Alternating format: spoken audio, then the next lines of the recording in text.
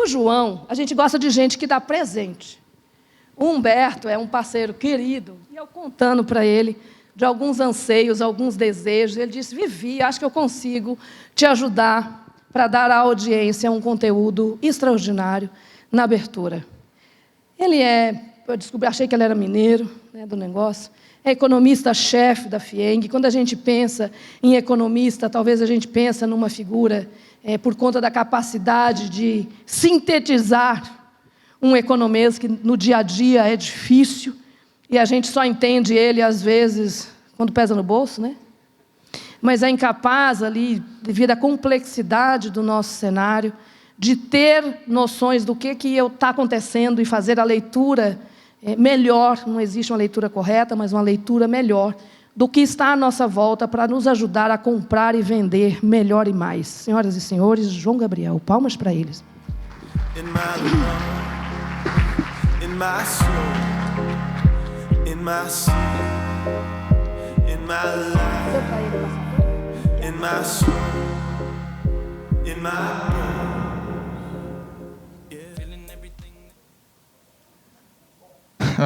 Bom dia a todos e a todas.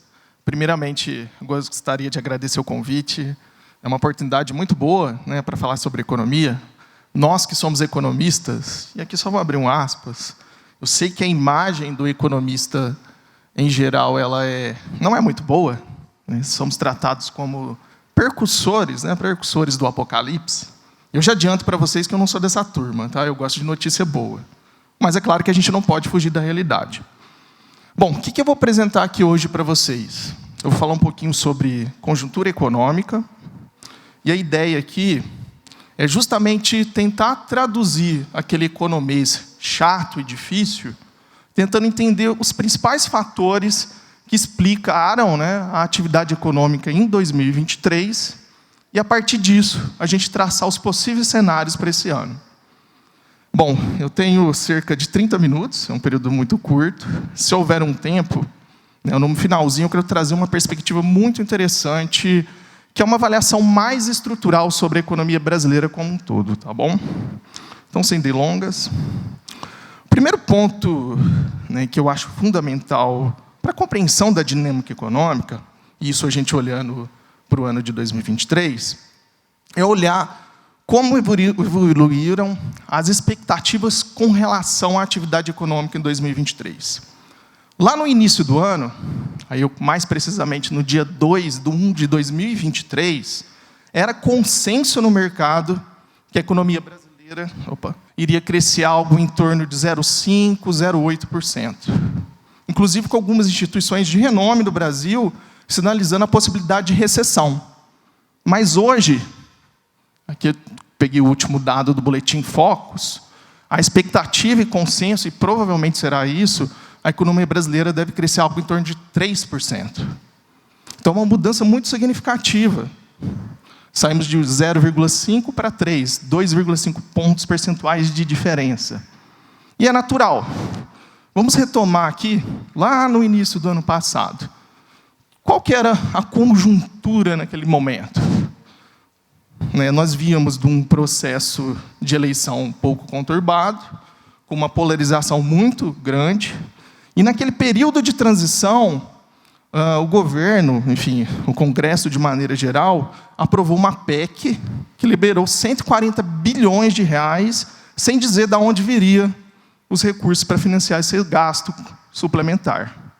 Isso, sem dúvida nenhuma, gerou uma incerteza muito grande no mercado. Por isso, essa expectativa de baixo crescimento de algo em torno de 0,5, 0,8. Porém, se nós olharmos o gráfico, essa perspectiva de baixo crescimento, ela se manteve aproximadamente até dia 17 de maio. Aconteceu um evento e mudou o nível.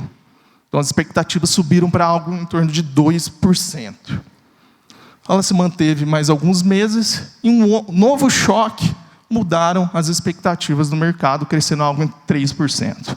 Então, o meu objetivo aqui hoje é justamente a gente entender os fatores que mudaram essa expectativa. Quais foram os fatores que aconteceram na economia brasileira que mudou totalmente a trajetória de crescimento do país? Bom, uma outra forma e aqui é bem economês, e eu faço questão de traduzir isso para vocês, que é com relação à curva de juros. Sem dúvida nenhuma, se eu tivesse que indicar um indicador para vocês acompanharem, para avaliar a conjuntura econômica, seria a curva de juros. Por quê? Diferente do indicador anterior, onde os economistas revelam as suas expectativas, e aqui, por sinal, eles erram muito, né? Vocês viram, né? Esse indicador aqui, não. Os agentes econômicos, eles compram ativos, mais especificamente os títulos do governo. Então, além de eles indicarem o que eles esperam, eles agem. Em economia, a gente chama, eles revelam a sua preferência. Vamos lá, vamos tentar traduzir essa figura aqui tão importante para entender a questão das expectativas com relação a perspectivas de risco do país. Aqui eu tenho a curva de juros, né, de 1 ano, que se inicia aqui, até 10 anos. Isso aqui é o retorno do título. E essas curvas, elas têm a média de março de 2023, de maio, junho, e o mais recente, dia 26/1 de 2024. O que ela mostra? Olhando a primeira, a mais alta lá, a azul mais alta, que é de março de 2023. Ela mostra que um título do governo, NTB, por exemplo, ele era negociado há 10 anos a uma taxa de 13,5%. Sendo bem conservador mesmo. Imagine uma inflação, algo em torno de 4, 4,5%. A gente está falando de um juros real em torno de 8% e 9%. Sabe onde existe isso no mundo? Em lugar nenhum. Só no país. Só aqui no Brasil. É um absurdo, é um baita prêmio de risco, que nós chamamos em economia. E por que ele existe? Por que estava tão alto ali? Dado aquela incerteza com relação à atividade econômica, principalmente com a condução da política econômica, os indivíduos, para comprar títulos do governo, eles exigiam um prêmio de risco. E olha que interessante, assim como as expectativas com relação à atividade econômica, a curva ela foi se deslocando para baixo, indicando que essa percepção de risco ela foi diminuindo. E hoje, né, dia 26, né, o último dado, dia 26/1, ela se encontra no menor patamar. Então, de maneira geral, esse indicador mostra que os agentes econômicos internos do Brasil foram melhorando a sua perspectiva, a sua percepção de risco com relação à atividade econômica do Brasil e à condução da política econômica. Mas e os agentes externos?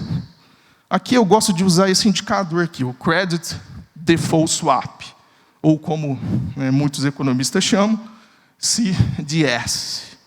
Ele é uma espécie de seguro, né, que os agentes externos eles compram para investir em países que têm um certo risco, um nível de risco. Então, como qualquer seguro, se o risco é muito elevado, o preço aumenta. Olha que interessante. Né? Tal como os agentes internos, os agentes externos, até de uma intensidade mais significativa, reduziram sua percepção de risco. E aqui, só para pontuar, que foi muito noticiado ao longo do ano passado, né, nos jornais, diferentes mídias, né, as agências de rating credit melhoraram o nível de investimento, ou o grau de investimento do Brasil. E aqui só uma correção, tá? O Brasil não possui grau de investimento. Ele está ainda na categoria de especulação. E nessa categoria, o Brasil ganhou posição. Então, isso sinalizando que os agentes externos, pelo menos pelas agências, estão melhorando sua perspectiva de risco com relação ao país. Só um outro ponto. Por que é importante chegar ali no grau de investimento? Quando você atinge esse nível, você mostra para o mundo, ó, o Brasil é um país responsável e tem uma alta probabilidade de honrar com suas dívidas. Com isso, você recebe investimentos mais qualificados. Então, até esse ponto, o que a gente pode resumir? Ao longo de 2023, as perspectivas pelo lado real da economia melhoraram, em termos de atividade econômica, e a percepção de risco também melhorou muito. Eu tenho certeza, pelo menos a grande maioria aqui, eu me fiz essa pergunta, devem estar se perguntando, o que justifica essa melhora, né? O que mudou? O que aconteceu para, de fato, o ambiente econômico e perspectiva de risco ter melhorado tanto ao longo de 2023? Eu me faço essa pergunta quase todos os dias. Mas, em geral, para a gente entender, vou fazer o inverso, começando pela perspectiva de risco. O que justifica a melhora na perspectiva de risco com relação à economia brasileira? Basicamente, 2 pontos. Reforma tributária, e aqui a gente pode até discutir, ao final da minha apresentação, ela tem uma série de fatores ali que podem prejudicar, principalmente o varejo, né, que aumenta a alíquota geral, mas ela sinalizou para o mercado que tanto o Congresso quanto o governo estão tomando ações para melhorar a eficiência produtiva do Brasil. E a reforma tributária ela vai nesse sentido, ela melhora muitos fatores que travam a economia brasileira. E, sem dúvida nenhuma, o principal, o novo arcabouço fiscal. Ele está longe de ser perfeito, poderia ser muito melhor, isso é uma crítica geral de todos os economistas, mas ele impede que a dívida ela se torne explosiva. Só para a gente entender como isso afeta a percepção de risco. Eu trago aqui o percentual do gasto total do governo em 2022. Por que 2022? Esse tipo de figura é difícil você compilar. Os dados não são muito acessíveis. Mas o que a gente consegue olhar aqui? Olha que absurdo. Do total de gasto do governo, quase 55% é previdência, aposentados. Mais 10% pessoal ativo. Quando nós vamos olhando os módulos, né, os grupos, quase 100% do gasto total do governo está carimbado. Ele tem pouca margem de discricionariedade. Quando um governo ele entra e ele tem essa percepção que precisa ampliar gastos para estimular a economia, ele gera uma série de incertezas. Que tipo de incerteza? De solvência do governo, de capacidade de honrar com suas dívidas. Com isso, os agentes exigem, né, um prêmio de risco para poder investir naquele país, e isso pressiona as taxas de juros, gera inflação, gera aumento cambial, e dá todo aquele desequilíbrio macroeconômico. O contrário também é verdadeiro. Se você cria uma regra que impede o endividamento explosivo, você tem uma melhora. Então, reduz o prêmio de risco, que reduz a taxa de juros, que impacta a inflação, que impacta a taxa de câmbio.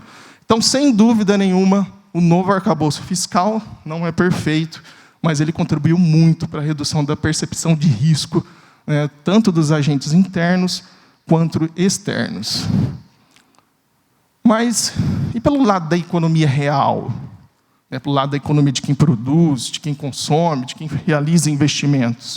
O que aconteceu com o país no ano passado? Bom, para a gente entender, né, o que afeta a economia, eu gosto de olhar pelo PIB, com uma lupa mesmo. A gente pode olhar o PIB tanto pelo lado da demanda, que é o lado de quem consome, quanto pelo lado da oferta, de quem produz. Pelo lado da demanda, eu consigo separar o PIB pelo consumo das famílias, investimentos, gasto do governo e exportações líquidas.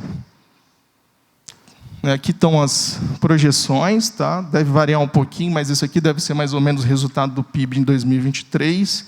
O resultado consolidado deve sair em março agora, tá?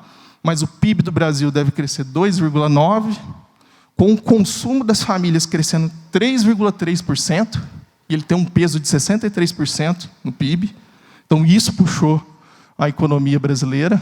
Uma notícia péssima aqui: os investimentos em formação bruta de capital, que são investimentos qualificados, vão cair 2,9%. Isso é muito ruim mesmo para a economia brasileira. O consumo do governo deve crescer 1,1%, e as exportações crescerem 9,1%, um bom resultado, e as importações caírem 0,4%. Então, o que explica essa boa performance do consumo das famílias? Olha que interessante. A taxa de desemprego do Brasil ela está praticamente em pleno emprego. 7,2%. Hoje sai o resultado da PNAD. Eu não atualizei, mas não deve ter variado muito em relação a isso. Então, essa taxa de emprego muito baixa, ela impulsionou a massa de renda real das famílias, que atingiu ali o máximo histórico.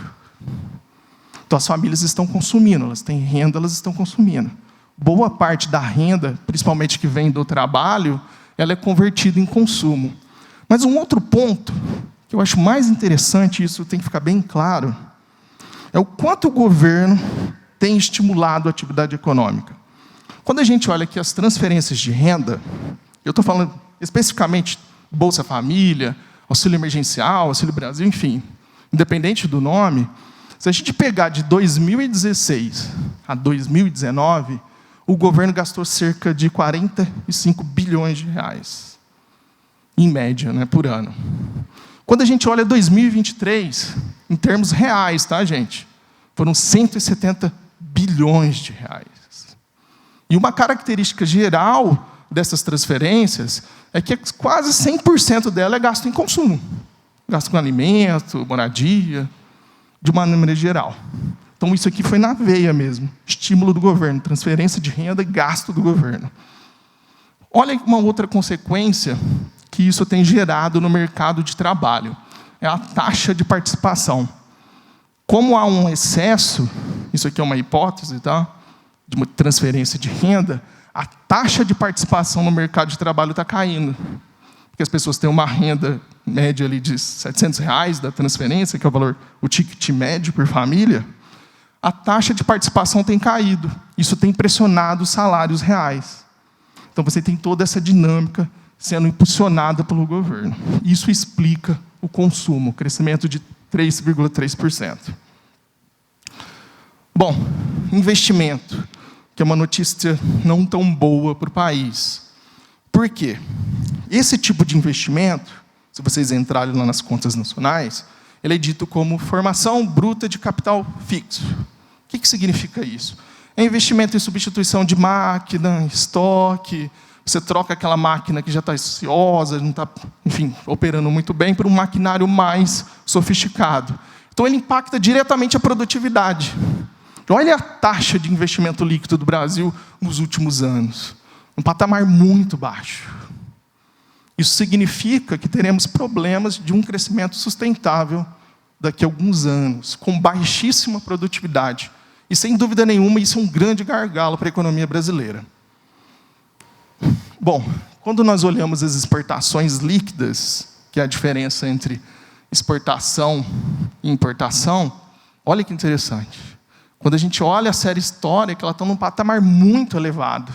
Então, novamente, as commodities, e eu vou explorar isso um pouco mais pelo lado, né, da oferta, contribuem muito para a performance do PIB. Né? Basicamente, a exportação da agropecuária e da extração de mineral de ferro, que aí tem um grande impulso e contribuição de Minas Gerais. Bom, eu acho que vocês estão mais curiosos, né, com essa parte. E pelo lado de quem produz, que está ali na ponta produzindo mesmo. A gente consegue decompor o PIB em agropecuária, indústria, serviços e o nosso sócio, né, que acaba tirando um pedacinho ali do PIB. Né? Bom, a expectativa é uma identidade, deve crescer 2,9%. Olha o crescimento da agropecuária, 16,3%. Então, o agro, de fato, tem impulsionado muito a atividade econômica. Sem dúvida nenhuma, ele é o grande responsável pelo lado da oferta, né, do bom crescimento da economia brasileira esse ano. A indústria deve crescer 1,2%, e aqui eu sou da FIENG e eu tenho que falar, bem mascarado. Por quê? A indústria ela pode ser separada em indústria extrativa, que aí ela está bombando mesmo, exportando muito minério, principalmente minério de ferro, mas a indústria de transformação nacional tem patinado. Mineira tem tido uma boa performance, mas a nacional ela tem patinado, tem sofrido muito, principalmente em decorrência alta das taxas de juros. E o serviço, né, que tem, de fato, né, apesar, né, do endividamento das famílias, a alta da taxa de juros, tem apresentado uma excelente performance. Né? Lembrando que o serviço tem mais de 60% do PIB de contribuição e deve crescer algo em torno de 2,3% em 2023. Bom, o agro, eu gosto de mostrar essa figurinha, que mostra o quanto, de fato, ele foi importante para 2023. Ele, enfim, com um crescimento de 16,1%, No primeiro trimestre, teve um crescimento de 22%, foi o maior crescimento da série histórica. Então, ele teve, de fato, uma grande contribuição para a dinâmica dessa expectativa de atividade econômica. Aqui só uma termologia que eu gosto de falar, que a gente escuta muito em jornal, né, carry-over, carregamento estatístico. O resultado do primeiro trimestre do agro, que impulsionou, né, o PIB e foi surpreendente, ele deixou um carregamento estatístico de 2,2%. Isso significa que, naquele período, se a economia, né, brasileira tivesse crescimento nulo nos próximos 3 trimestres, a economia cresceria ao menos 2,2%. Só para vocês terem a ideia do quão importante foi essa performance da agropecuária no Brasil. A indústria, né, como eu mencionei, aquele resultado de 1,1 é relativamente mascarado, bem entre aspas, né, porque ela é impulsionada basicamente pela indústria extrativa. A indústria de transformação está abaixo do seu nível pré-pandemia. E o grande responsável aqui, sem dúvida nenhuma, é a taxa de juros, né, a Selic. Ela impacta muito a indústria de transformação, especialmente a indústria de transformação, que depende, né, de realização de investimentos. Bom, já o setor de serviços, e aqui eu separei os serviços total e o comércio, a gente percebe que, de fato, ele tem tido uma excelente performance. A gente tem um pico ali do período, né, de 2020, né, o período mais intenso da Covid, todos os setores caíram. O comércio, né, e grande contribuição do e-commerce, né, recuperou rapidamente, se manteve num patamar bem superior ao pré-pandemia. Já os serviços ele foi recuperando mais lentamente. Por quê? Porque o serviço, em geral, ele depende mais de contato, né? A gente está falando aqui, né, de serviço doméstico, manicure, dentista. Naquele momento havia restrição, né, de circulação, né? Mas o serviço tem dado boas contribuições, né, para a economia brasileira nos últimos anos. Bom, porém, né, apesar dessa excelente performance, tanto do serviço total quanto do comércio, quando a gente olha as atividades produtivas dentro do comércio, a gente percebe que é um crescimento meio heterogêneo. Alguns setores tendo um bom, né, crescimento, como, por exemplo, hipermercados, supermercados. Já outros, como, por exemplo, material de construção, com um desempenho negativo, caindo aí 1,8% em 2023. Para a gente entender como as variáveis macroeconômicas, em geral, impactam os diferentes segmentos, eu gosto de usar esse diagrama. E, a partir dele, a gente já consegue traçar o que esperar para 2024. Então, por exemplo, há alguns segmentos, seja eles industriais, ou do comércio, ou do varejo, de maneira geral, que são mais sensíveis à renda. O que isso quer dizer?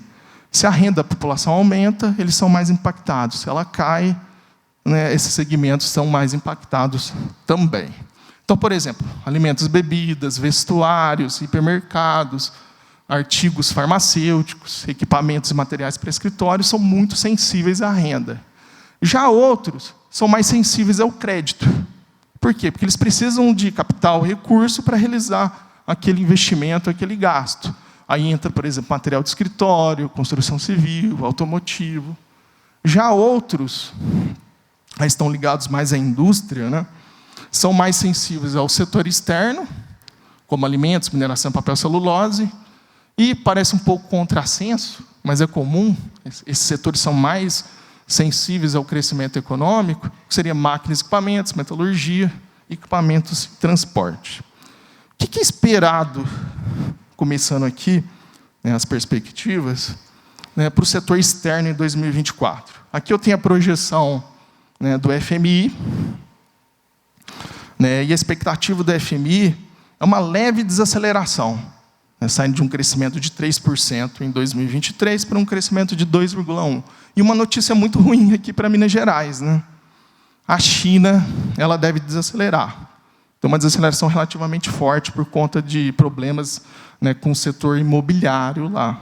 E por que isso aqui afeta especialmente Minas Gerais? Minas Gerais exporta muito minério de ferro para a China. Então, isso tem um encadeamento produtivo negativo, né, nesse caso, para a dinâmica econômica do Estado. Quando a gente olha o crédito e o crescimento, a gente tem que as expectativas de inflação, nesse momento, estão bem comportadas. Então, a taxa de juros Selic, ela deve ser reduzida até o final do ano a 9,25%. Isso deve favorecer, né, principalmente o consumo, né, de materiais de construção e bens duráveis de maneira geral.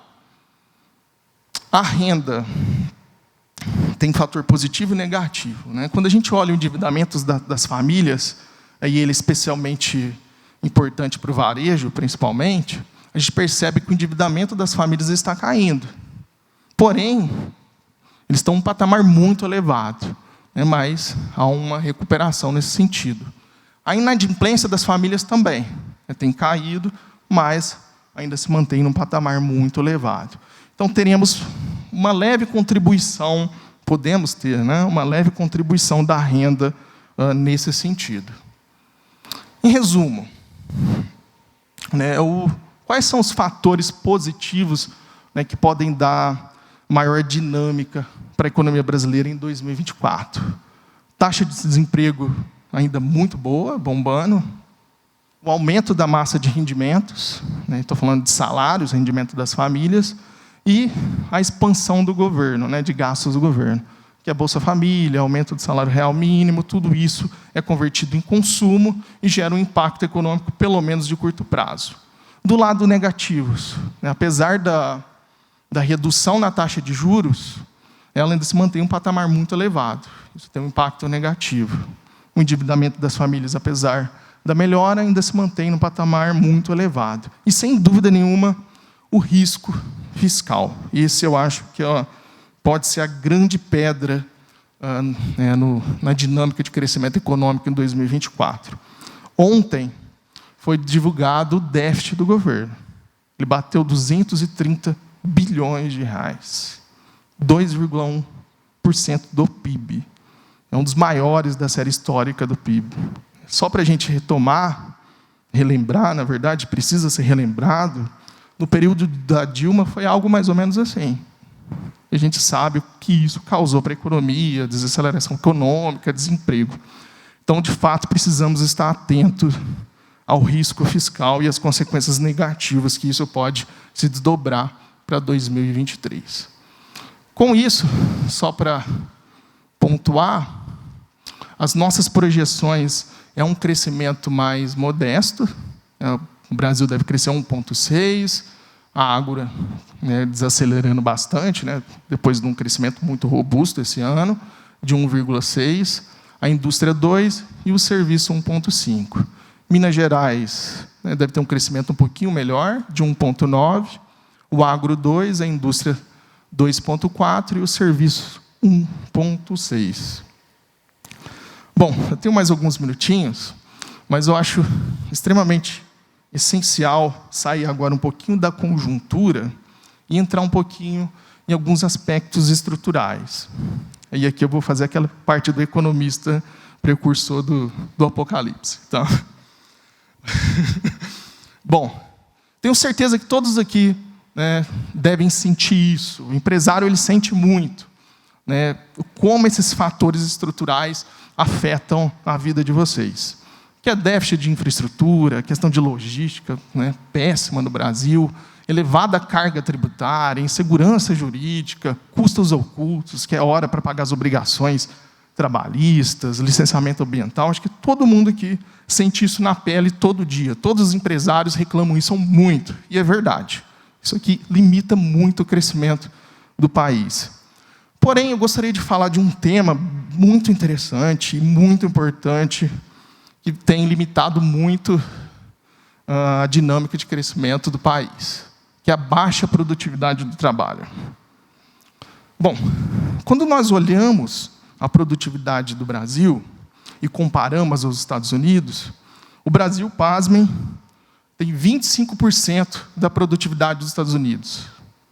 Isso significa que nós precisamos de 4 brasileiros, ou 4 pessoas trabalhando no Brasil, para fazer o mesmo trabalho do que uma pessoa morando nos Estados Unidos.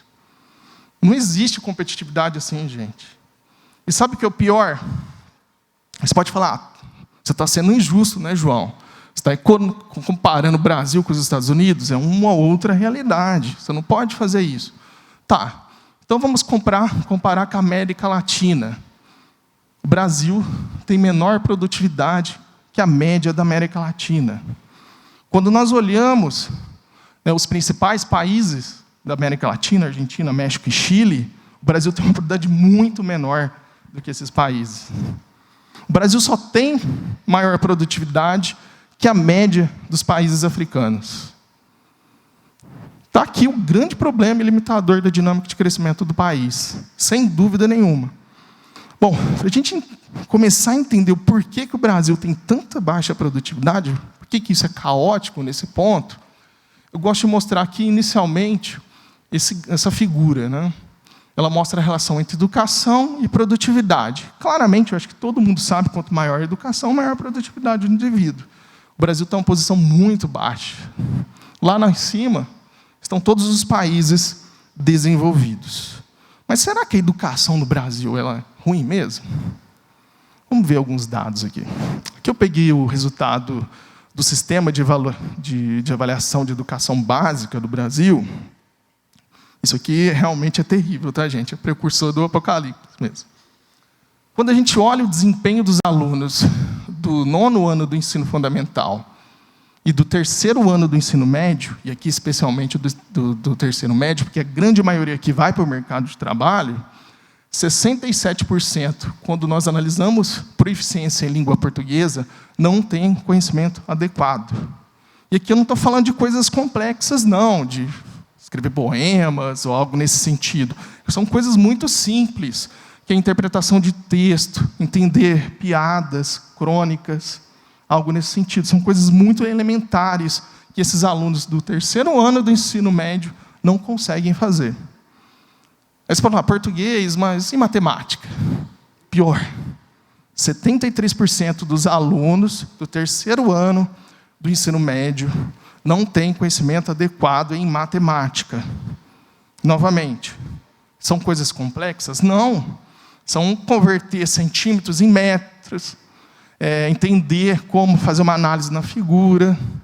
Vocês conseguem imaginar que o que seria isso? As pessoas não conseguem fazer associação lógica mínima no mercado de trabalho e numa economia tão dinâmica quanto a nossa, quanto a mundial de maneira geral. Isso aqui é um grande limitador do crescimento. Então, se de fato queremos aí avançar em termos estruturais, ter maiores taxas, né, de crescimento da economia, nós temos que atacar esse problema, né, de uma forma mais incisiva. Tá bom, pessoal? Muito obrigado. E era isso que eu gostaria de comentar com vocês. João, que aula, João. Que aula. Fica aqui, por favor. Fica aqui um pouquinho.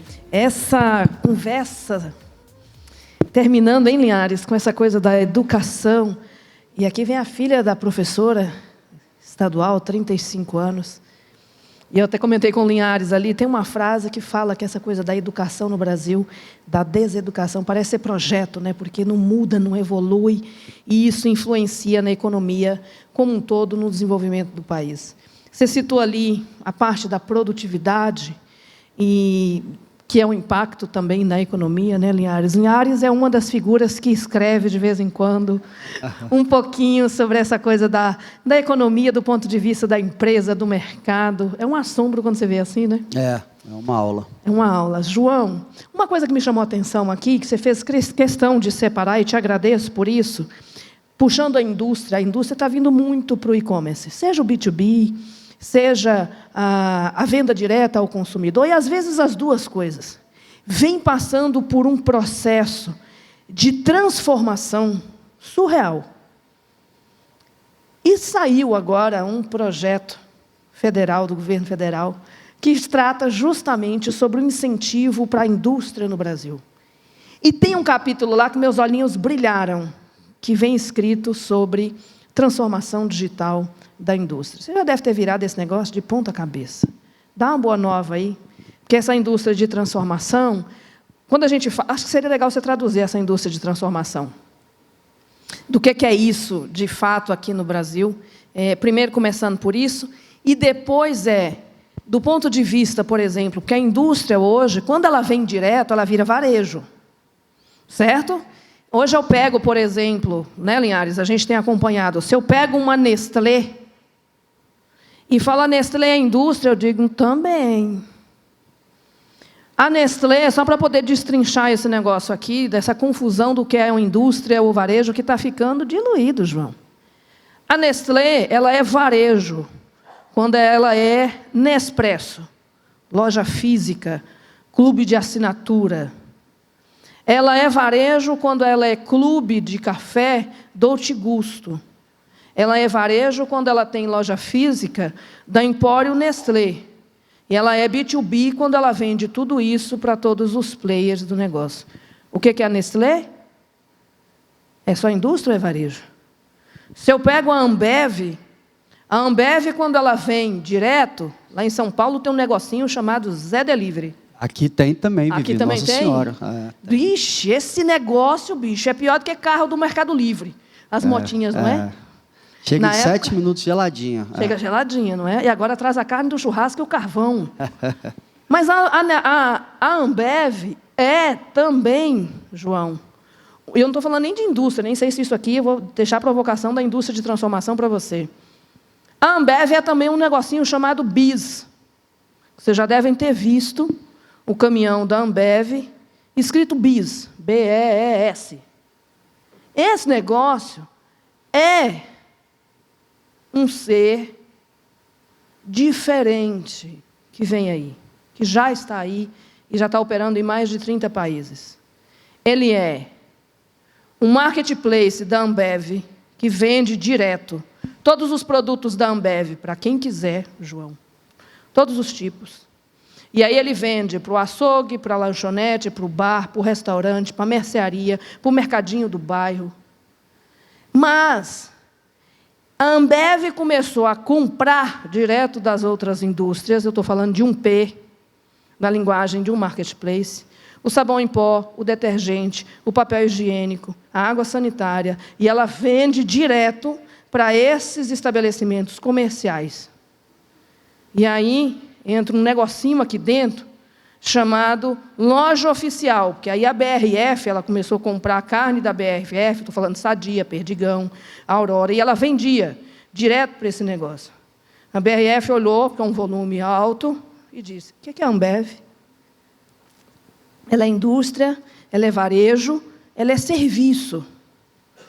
Esses setores estão misturados, tudo. O que é a indústria de transformação, João? Vamos começar e depois eu vou deixar você falar do capítulo de transformação digital lá do projeto federal. Tá, eu acho interessante esse ponto, extremamente pertinente, principalmente essas grandes empresas, quando elas começam a ter, porque elas têm um ativo muito forte, Ambev, Nestlé, que é a marca. Então, elas perceberam que com o e-commerce, elas conseguem não só atingir um novo mercado, como gerar publicidade. Por isso, essa integração de indústria de transformação e varejo e e-commerce. Então, elas ganham escala. Mas o que é uma indústria de transformação, para ficar bem claro aí para todo mundo? Você para a indústria extrativa, indústria de transformação, qual que é a diferença dela? A indústria extrativa ela extrai minério de ferro, minerais em geral. O que a indústria de transformação faz? Ela pega esses minerais e transforma em alguma coisa. Pode ser uma coisa primária, como a própria siderurgia, ou transformar em outros produtos. Então, a indústria de transformação, na prática, você utiliza insumos para transformar em produtos. E qual que era a outra pergunta? Esse capítulo, que eu convido vocês a lerem esse projeto do governo federal, que fala sobre, ele usa uma palavra lá, neo-industrialização, e tem um capítulo específico, que é o 3, se eu não me engano, que é da transformação digital da indústria. Cita um pouquinho, João. Tem um desafio ali. Vamos lá. Pedindo você traduzir um negócio Na semana passada, não sei se todos acompanharam, mas o governo ele lançou a Nova Indústria Brasil. E qual que é o objetivo da Nova Indústria Brasil? É transformar a indústria brasileira. Qual que é o panorama dela hoje? É uma indústria de baixíssima produtividade, baixíssima, infelizmente, com raras exceções, na verdade, raras exceções não. Nós temos bons exemplos, sim. Mas a grande maioria não tem conteúdo tecnológico, e esse novo plano do governo, que ele chamou de Nova Indústria Brasil, é justamente aumentar o conteúdo digital né, das indústrias, a digitalização, que ele chamou, incentivar a produção, né, de bens industriais, principalmente na indústria de transformação, com maior conteúdo tecnológico, com isso ganhar ganhos de produtividade, competitividade no cenário internacional. Essa parte é fundamental. Total. Você consegue imaginar hoje, né, uma indústria sem uma integração digital forte? Ela perde muito mercado, ela perde produtividade, ela perde ganho de competitividade. Ela poderia, por meio da digitalização, expandir seu mercado, seja ele nacional, seja ele até internacional. Então, o objetivo do governo é claro: exportações, ganho de competitividade e produtividade. Sem dúvida nenhuma, das melhores, né, planos aí para a indústria, da neo-industrialização, como o governo colocou. Vivi, posso fazer uma perguntinha rapidinho, aproveitando? Uma coisa que eu aprendi, João, lá no mestrado, lá, é que o pessoal fala que câmbio é uma forma que Deus criou para humilhar os economistas, né? Não sei se você já ouviu essa frase. Olha lá, João. E aí, o que você está vendo de dólar aí, tendência final de ano? Porque a gente sabe, hoje está em R$5, né? Se esse negócio cai para 2, ou se vai para 8, você muda completamente algumas indústrias, né? E cria novas oportunidades. O que você está vendo de dólar aí, câmbio? Em termos de, aí entra naquela parte de perspectiva. Hoje o grande risco da economia brasileira é o fiscal. Se houver aí vamos supor, como eu mostrei, o crescimento a expectativa de crescimento da economia brasileira em 2024 é bem menor do que a 2023. Se o governo falou, não, eu quero um crescimento maior e aumentar seu gasto e a percepção de risco ela estourar, isso vai ter repercussão na taxa de juros, na taxa de câmbio. E, geralmente, isso não tem um resultado muito positivo. Mas, dado o cenário hoje, e aí é interessante até fazer um elogio pelo ministro da Fazenda, Haddad, ele se mostra uma pessoa muito competente, que está perseguindo, sim, um resultado fiscal adequado. Tudo indica que o câmbio ele deve situar em torno de R$5, R$4,90, ele deve situar nessa casa. Nessa faixa aí do que a gente tem. Tá? Uma outra coisa que eu acho que é legal aqui, ontem a gente teve o Lincoln, não sei se o pessoal da China Link está aí, e ele falando sobre China. Ontem a gente foi dos Estados Unidos para a China, virou assim, né, do negócio assim. E tem uma palavrinha nessa história toda, do ponto de vista do varejo aqui, que também tem importação, e da indústria, que é uma palavrinha chamada desdolarização. Hoje, muita gente está conseguindo importar da China o próprio varejo, o que melhora a margem, melhora preço.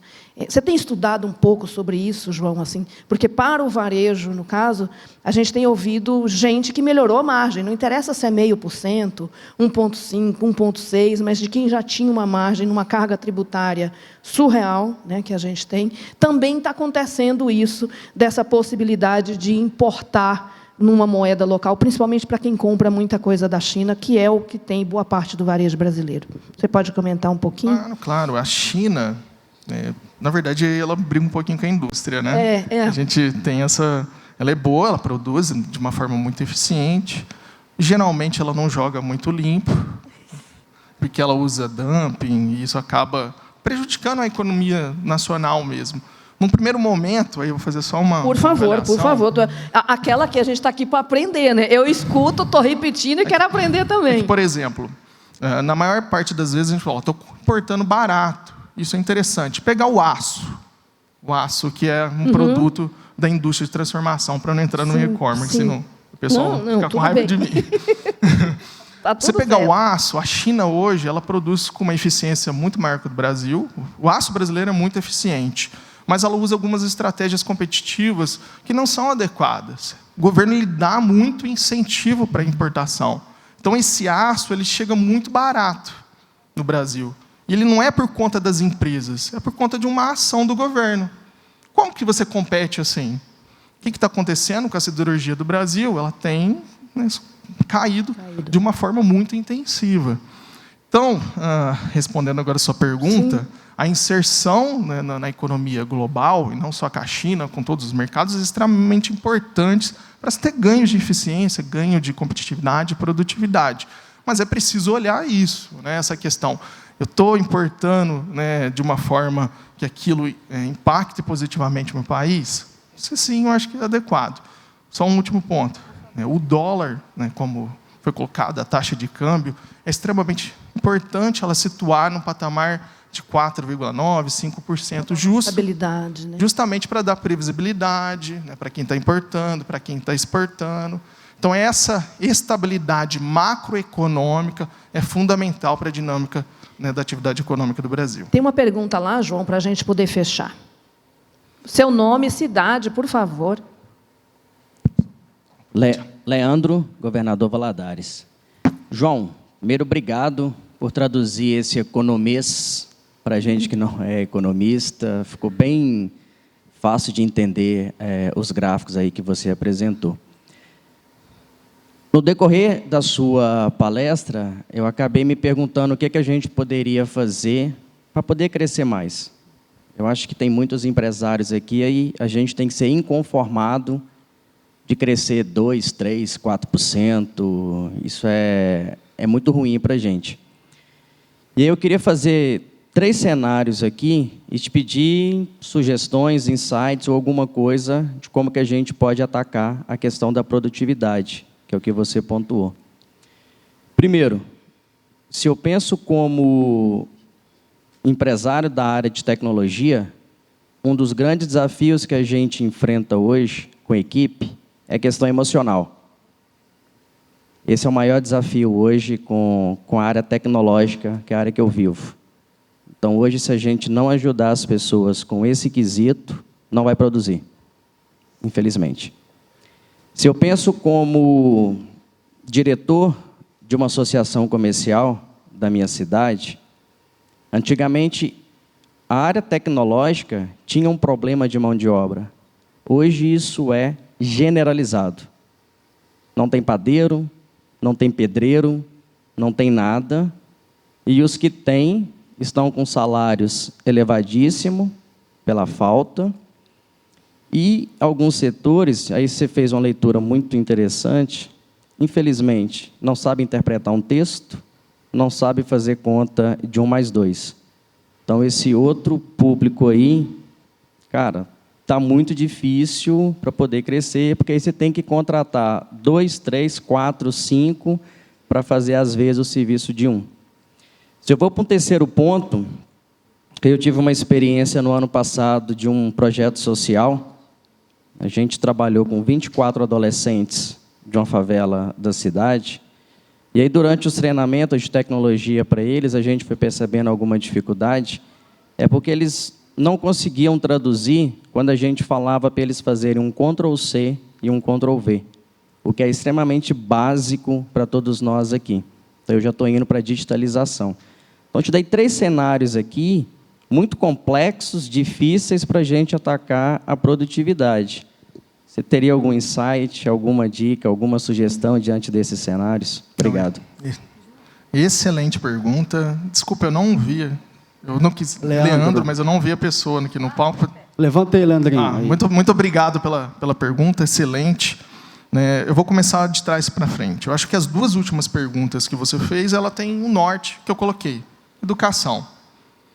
Qual que é o cenário que a gente tem hoje? Eu mostrei lá, educação muito precária, e hoje a gente tem, é bom para a economia de maneira geral, mas você tem outras oportunidades de oferir renda que não necessariamente um trabalho formal, que muitas vezes ele é mais digno, enfim, você tem ali o retorno da Previdência, mas as pessoas não conseguem ter essa taxa de retorno. A taxa de desconto dessas pessoas é muito baixa. Então, muitas vezes elas preferem migrar, por exemplo, para o iFood, no caso de entregadores, ou até mesmo Uber, entregando, do que se qualificar e entrar no mercado formal. Por que isso acontece? A grande maioria da população tem baixa produtividade.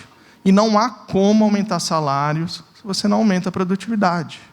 Produtividade é extremamente relacionada aos salários. Por que os salários nos Estados Unidos, por exemplo, são altos? A população é mais produtiva. Então, não tem como aumentar a produtividade sem educação. O segundo ponto, que aí entrando nisso, que está extremamente relacionado a isso, eu acho que a população jovem, também ela tem uma percepção do mercado de trabalho muito diferente do que outras gerações. As pessoas não querem seguir ali uma uma rotina de trabalho. Então, você casa isso, uma população mais jovem, que tem uma percepção de relação de trabalho muito diferente do que gerações anteriores, com, né, a questão educacional, você tem um problema grave. Lá na gerência de economia da FIENG, a gente tem esse diagnóstico muito claro. Isso será um grande limitador de crescimento da economia brasileira. Porque, diferente dos países desenvolvidos, hoje, por exemplo, nos Estados Unidos, você tem um movimento de renúncia, que saiu em todos os jornais, as pessoas querendo, privilegiando seu bem-estar, mas são pessoas de altíssima qualificação, altíssima produtividade. E você tem um fenômeno parecido numa população com renda muito baixa e de baixíssima qualificação. Então, isso realmente é um problema grave. Como atuar? Educação. Qual que é o problema do Brasil? A gente pensa em 4 anos. E educação é um projeto de 20, 30 anos. Você inicia hoje um planejamento de aumentar a qualificação e produtividade, o resultado vai sair daqui a 20 anos. Então, a gente precisa de um projeto de educação para o país. Com a sua primeira pergunta, né, sobre saúde mental, nós produzimos um estudo na gerência de economia muito interessante relacionado a isso. Quais seriam os impactos econômicos decorrentes da saúde mental? Eles são surpreendentes, são bilionários. Porque a pessoa que tem problema de saúde mental, ela perde a produtividade, ela perde o engajamento. E, muitas vezes, ela perde a demissão, aumenta o turnover. Então, sem dúvida nenhuma, dentro, da dinâmica das empresas, seja ela a indústria, o comércio, o serviço de maneira geral, é preciso, sim, ter essa atenção, né, no desenvolvimento, cuidar da saúde mental, dos seus funcionários e do ambiente de trabalho de uma maneira geral. Puxa, excelente. Encerrar, Linhares, excelente, né? João, muito obrigada. Prazer te conhecer, prazer te receber. Se Humberto estiver aí, olha, já fica um agradecimento pelo presente que nos deu aqui nessa manhã, não é? Olha, agora eu vou querer te receber em São Paulo. Depois a gente combina. Obrigada, espero que você guarde com muito carinho.